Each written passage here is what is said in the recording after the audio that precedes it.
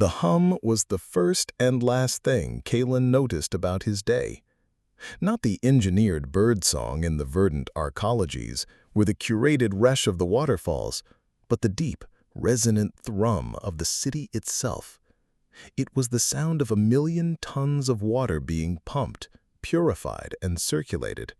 The sound of air scrubbers tirelessly filtering out the thin, deadly Martian atmosphere. To the elite in their sun-drenched domes, it was unnoticed background noise. To Caelan, a life support technician from the gray zones, it was the planet's heartbeat. And today, it was arrhythmic. His wrist-mounted diagnostic tool buzzed with a low-priority alert.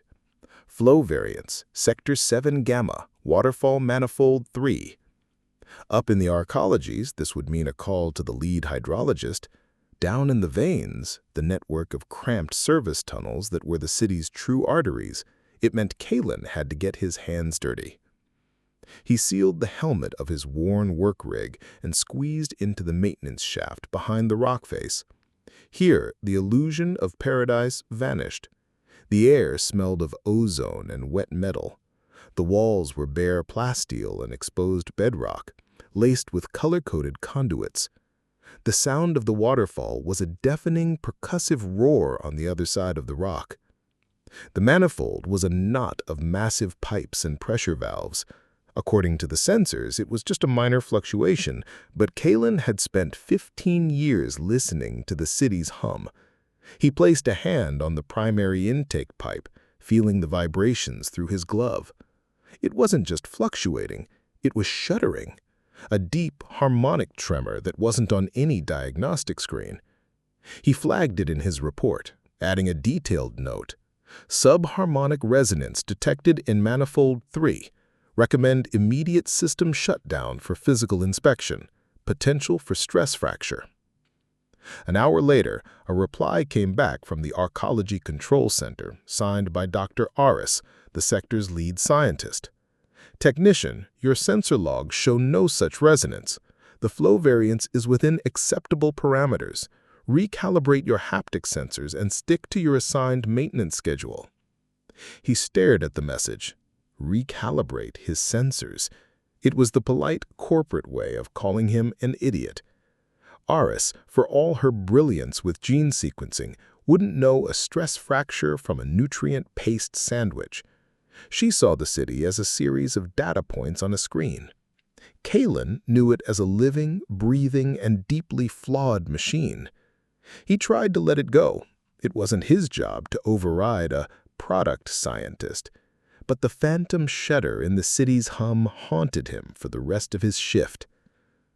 The main alarm blared just after he'd returned to the gray zone barracks. A piercing, citywide emergency klaxon that cut through the monotonous drone of the residential block. Caelan's screen lit up with red alerts. Catastrophic pressure failure, Sector 7 Gamma, containment protocols engaged. Aris had been wrong.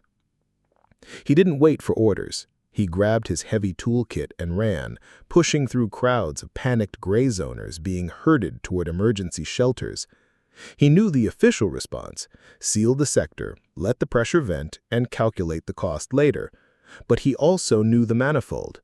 A full pressure vent would collapse half the rock face, flood the lower veins, and poison the entire sector's water supply for weeks. Back in the service tunnel, the roar was gone, replaced by the terrifying hiss of high-pressure spray. The air was thick with a blinding white mist. His helmet display showed a spider web of red cracks spreading across the main valve housing. The harmonic shutter had shaken it to pieces.